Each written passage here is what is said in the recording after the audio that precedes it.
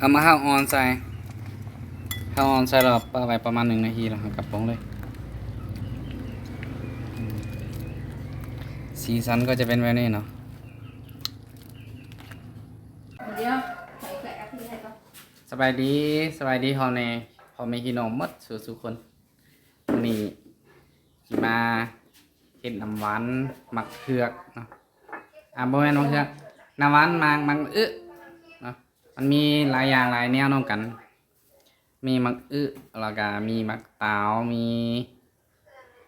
มักถั่วเหลืองเนาะเดี๋ยวให้เบิ่งตัวจริงว่าสิให้แม่ปรุงเป็นหัวเห็ด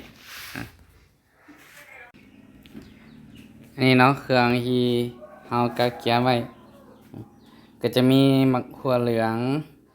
อันนี้จะเป็นน้ำกะทิมะพร้าวเนาะมีเกลือน้ำตาลอันนี้ก็จะเป็นมักนะมักเหลืองฮีซุกเหรออันนี้ก็จะเป็นมักเต๋าเราจะไปต้มผสมกันนะเพราะว่าโดนๆแล้วบ่ได้กินจะเฮ็ดกินมื้อนี้นี่มักเต๋านี่คือเอามาแต่ในคลิปที่แล้วเนาะคือซื้อมาแต่ทางไสสถานพุ่น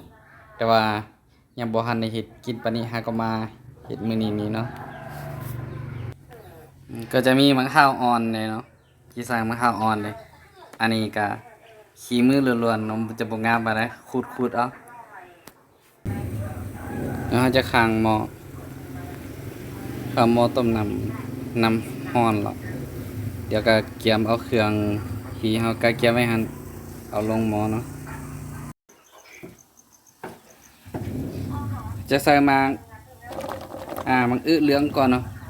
พอมันแข็งเขาจะใส่ต้มดนๆเนี่ยเนาะมันเปื่อย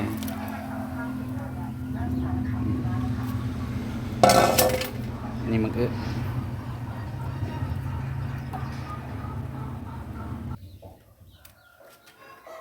นี่มะขั่วเนาะมะขั่วเหลืองมะพร้าวนี่เส้นต้มแล้วเนาะมันจะเปื่อยแล้ว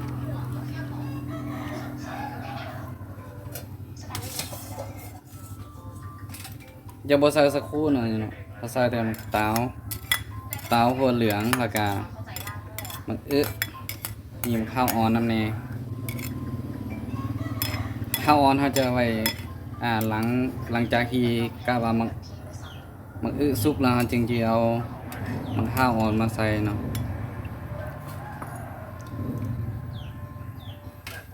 ปิดฟ้าต้มเลยเนาะจะรอหาเนาะรอหาต้มให้มันสุกกัน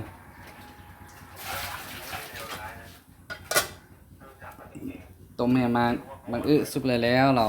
จะเอาน้ำกะทิใส่ตามนั้นนะใส่น้ำกะทิแล้วก็น้ำตาลเราหามันเพราะว่าหมักเต้าเขาก็จะต้มมันเปื่อยๆเลยเนาะ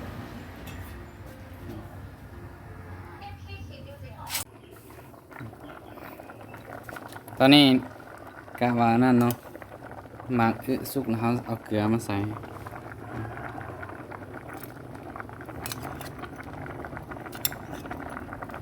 สิเกลือแล้วก็จะใส่น้ำตาลลงไปหอมกันเนาะมีน้ำตาล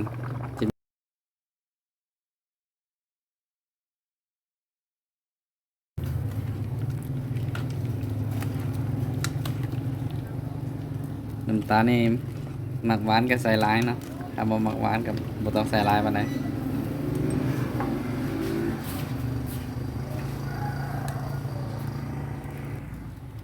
ใส่น้ำตาลแล้วใส่กะทิลงไปก็มีกะทิมะพร้าวอันนี้เปลือกมันเนาะขูดเขาคั้นเอาแต่น้ำมัน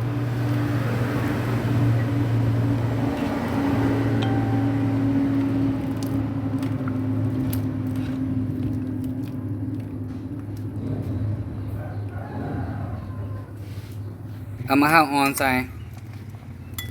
เราไปประมาณ1 นาทีแล้วกลับปงเลย สีสันก็จะเป็นแบบนี้เนาะ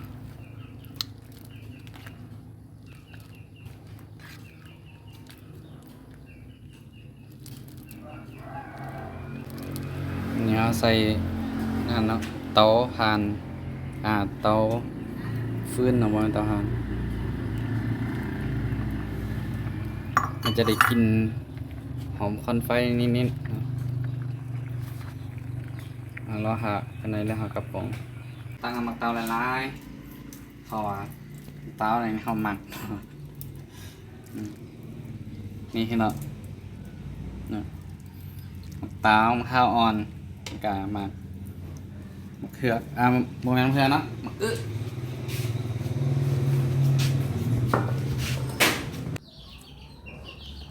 นี่เนาะนี่เนาะกินนำกันเด้อ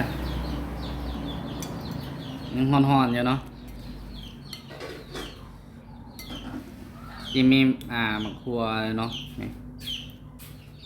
หัวเหลืองกินนำกันแซ่บๆ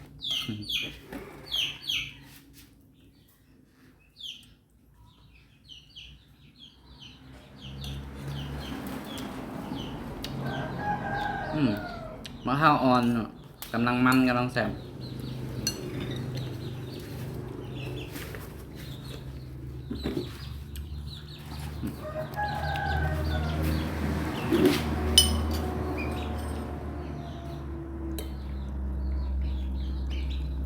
ต่อ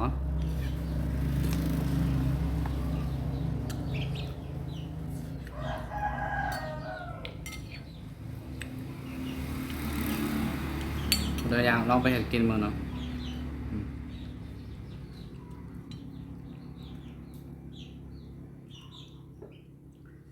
กินไวกับบ่ได้มันหอนเราเลยค่อยกินเป่าไปหอนมีไซเฮียนมาบ่ได้เนาะแต่มนต์เป่าบวง